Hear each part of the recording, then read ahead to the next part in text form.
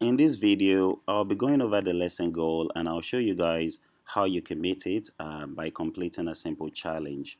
The goal for today's lesson is that you will be able to use Bezier curve tool for image referencing by the end of the block, well, by the end of the week.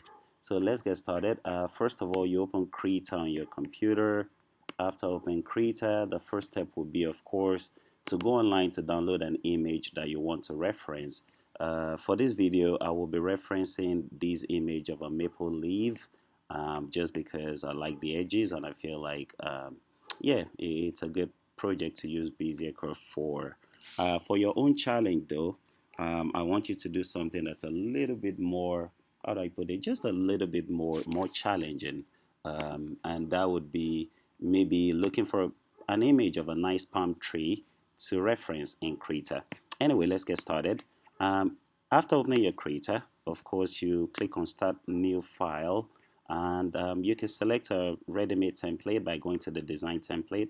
For this one, I will select a Landscape A3 template.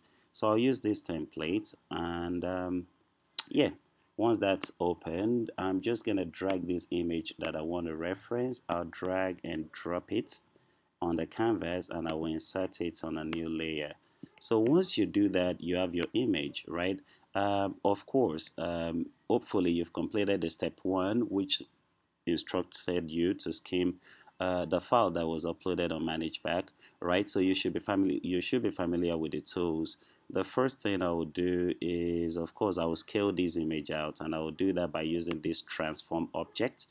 This object pretty much, this tool allows me to, pretty much drag it out or scale in or whatnot. And once I scale it to the size that works for me, I'll just hit the enter key on my keyboard. It might seem like it's a little bit pixelated for a second, but eventually it's going to adjust. The resolution would adjust pretty much. All right, so let's look at what's going on this side. So we have three layers on this side, and as you can tell, the image itself is on a different layer, right? These other two layers, let's hide them and see what happens.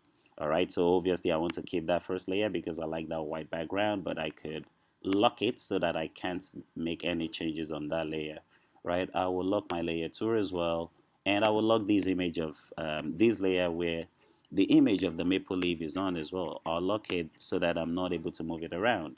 Now, to trace this image, it needs to be done on a new layer, right? So I will go ahead and create a new vector layer, right?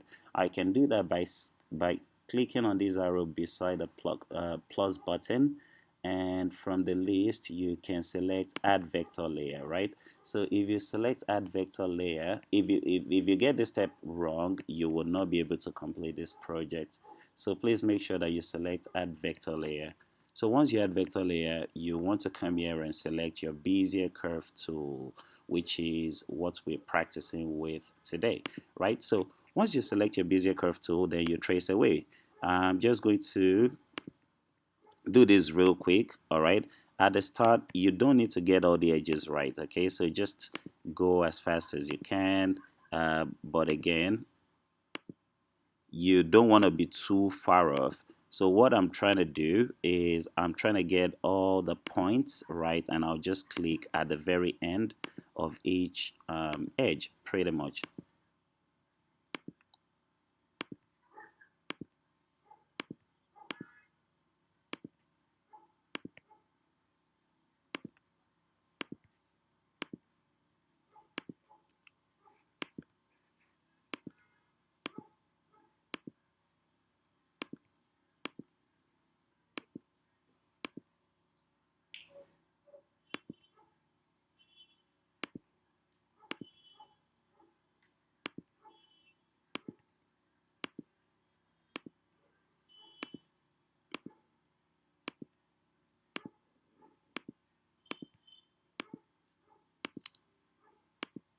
All right, almost there. And again, if you maybe not getting the edges or the points right at first, don't sweat it at all, okay? As a matter of fact, the more you practice, the better you get. And don't forget, you have all of this week to produce your own vector graphic of a palm tree, okay? So, yeah, just Just make sure that you're practicing. Now, this is very important, right? The end point needs to be the very start point, right? So I'm just going to end it right there. All right, and you can tell now with what I have, I've pretty much gotten the edges, but you can see that the edges is a little bit off. We'll fix that in a bit. So to do that, the first thing I'll do is use this select object. So when I select these objects now, all right, I'm able to add points. So I could double click on any point and I could sort of like adjust that point by when you click on a when you click on the line twice, it forms a new joint, and then you could drag that joint out to sort of like make the shape you want, right? Like I'm doing right now. Okay, again, the more you practice, the better you get. Don't sweat it at all. If maybe you didn't get it the first time, like I said, you've got the entire block to practice this, right?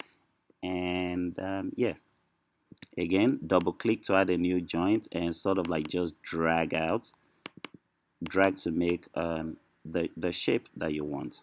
All right, for the sake of time, because I'm trying to keep these videos short, I'm not going to like go all the way and like try to like get it to be like perfect.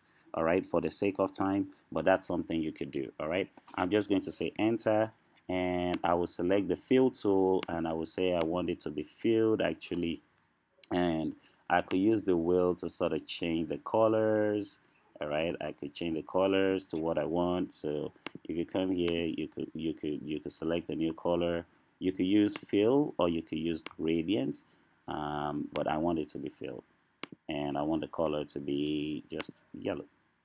All right, and for the stroke, all right, for the stroke, I want this. I don't want stroke. You could take out the stroke, or you could give it a stroke, and you could change the color of the stroke to be something else, or you could give the stroke to be the same color as well. All right, so that is it for this video. I hope you have fun practicing with Bezier curve. For your own challenge, don't forget, I would like you to take it a step further by trying to create something like this, which is a simple palm tree vector graphic created with Bezier curve tool. Good luck.